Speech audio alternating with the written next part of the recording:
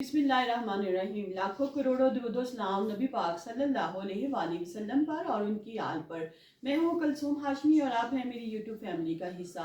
अल्लाह से दुआ है कि आप जहाँ कहीं भी हों खैर खैरियत से हों। अगर अभी तक आपने मेरे चैनल को सब्सक्राइब नहीं किया, चैनल को सब्सक्राइब करें, लाइक करें, कमेंट्स करें और बेल आइकन के बटन को ज़रूर प्रेस करें ताकि मेरी आने वाली हर नई वीडियो आप तक पहुँच सके। नाज़रीन, डॉक्टर की गफलत से हॉस्पिटल में लाई गई औरत जो है वो जान की बाजी हार गई। डॉक्टर जो है मरीज को चेक करने की बजाय फोन पर किससे बातें कर रहा था और क्या सीन था कि डॉक्टर ने बजाय मरीज को देखने के लिए अपने जाती काम को तरजीह दिया, अपने मोबाइल को तरजीह दिया कि वो जो है औरत वो जान की बाजी हार गई। और जब उसके बेटे ने एतराज किया तो डॉक्टर ने मरीज के बेटे को ही थप्पड़ों से मारना शुरू कर दिया। नाज़रीन, ये वाकया क्या है और ये वाकया कहाँ पेश आया, इस वाकये की तमाम तफसील आज मैं अपने इस व्लॉग में आपके साथ शेयर करूंगी कि वो डॉक्टर जो हमारी जान बचाते थे, हमारे लिए मसीहा बन गए थे, लेकिन आजकल वो अपनी ही जिंदगी में मगन है।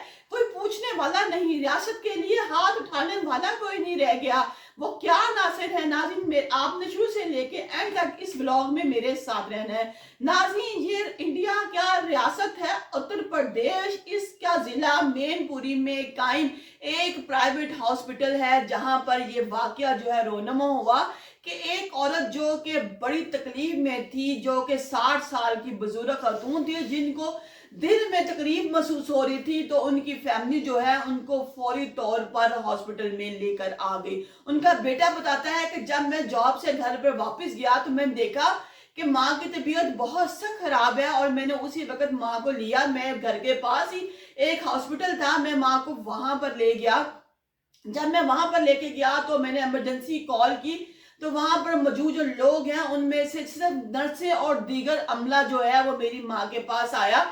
मैंने पूछा कि डॉक्टर साहब कहाँ हैं, डॉक्टर साहब को बुलाया जाए, मेरी माँ की हालत इस वक्त बहुत खराब है। तो बताया गया कि डॉक्टर साहब जो है वो अपने कमरे में मौजूद हैं। मैं भागा भागा डॉक्टर के पास गया और डॉक्टर को कहा कि डॉक्टर साहब आए, इस वक्त जो है मेरी वालदा उनकी जो तबीयत है वो बहुत सख्त खराब है, आपसे मेरी दरख्वास्त है कि आप जो है वहां पर तशरीफ लाएं और मेरी वालदा को देखें। इस पर डॉक्टर ने कहा चलो मैं आता हूं और साथ ही फोन पर मसरूफ हो गए। मुझे लगा कि शायद डॉक्टर साहब जो है इस वक्त किसी कॉल पर है, मैं ये बात बता दी है इनको 2 मिनट तक आ जाएंगे, लेकिन डॉक्टर साहब ना आए। नाज़रीन, यहाँ मैं बताऊं कि बहुत से इलाकों में बाज़ औक़ात जो डॉक्टर हैं उनकी गफलत की वजह से लोगों की जो है वो जान चली जाती है। हालिया दिनों में आपने भी देखा होगा वाकया कि एक जो खतून है जब उसका ऑपरेशन हो रहा था तो ऑपरेशन के बाद वो जो औरत है वो फील करती है कि उसके जो पेट में अभी भी दर्द है, तो दोबारा जब वो डॉक्टर के पास जाती है, दोबारा उसका अल्ट्रासाउंड होता है तो पता चलता है कि इसके तो पेट में कैंची रह गई है। यानी कि कैसे हो सकता है कि डॉक्टर ऑपरेशन कर रहा हो और ऑपरेशन के दरमियान कैंची जो है वो कोई छोटा औजार तो नहीं है ना जो मरीज के पेट में रह जाए।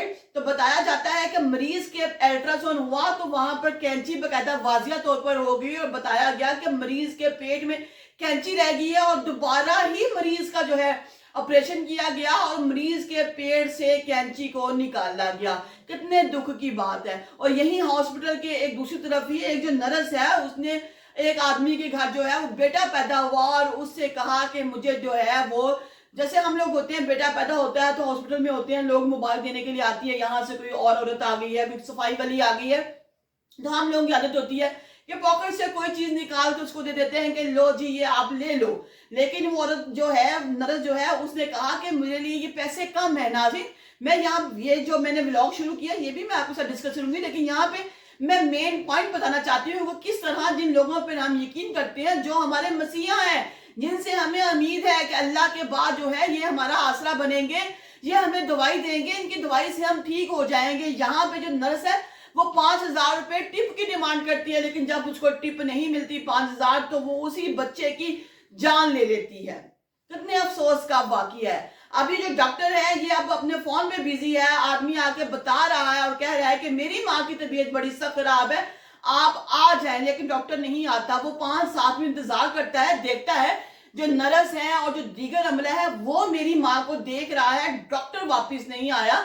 तो दोबारा जाता है डॉक्टर के पास और कहता है डॉक्टर साहब मेरी आपसे दरखास्त है, मेरी माँ की इस वक्त जो है हालत बहुत सख्त खराब है, वो बहुत बीमार है, उसको सांस लेने में बहुत मसला हो रहा है, आप खुदारा चले मेरे साथ मेरी माँ को देखे। तो डॉक्टर कहता है कि मैं अभी आता हूँ, आप चलो। कहता है जैसे ही मैं डॉक्टर की पहले साइड पे होता हूँ, देखता हूँ कि डॉक्टर अपने मोबाइल पे क्या देख रहा है, तो मैंने देखा डॉक्टर अपने मोबाइल पर रील्स देख रहा है।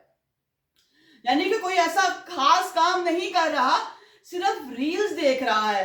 कहता मुझे इस बात पे बड़ा गुस्सा आया, लेकिन मैं बर्दाश्त कर गया। मैंने कहा डॉक्टर साहब आप छोड़ दें इसको, खुदारा मेरी माँ की तरफ आ जाएं, मेरी माँ को देखें।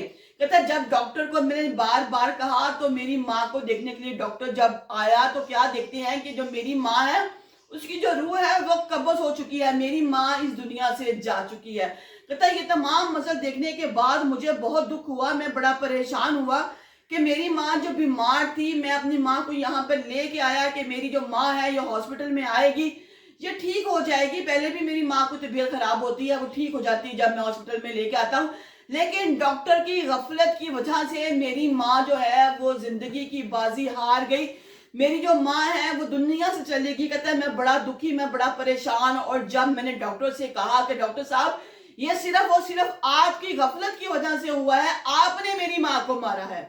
नाज़रीन यहाँ पे बहुत से वाकयात होते हैं कि ऑपरेशन के दरमियान में गफलत से जो है वेन्स काट देते हैं, मरीज को दुनिया से जाने का बंदोबस्त कर देते हैं। अगर इनके पैसे पूरे ना मिले तो इससे पहले ये मरीज को हाथ ही नहीं लगाते।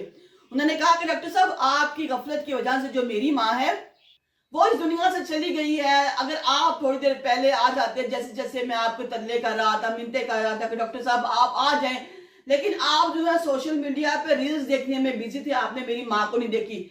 जब डॉक्टर ने ये बातें देखी, तमाम तर सुनी, तो उसने मरीज को थप्पड़ मारना शुरू कर दिए।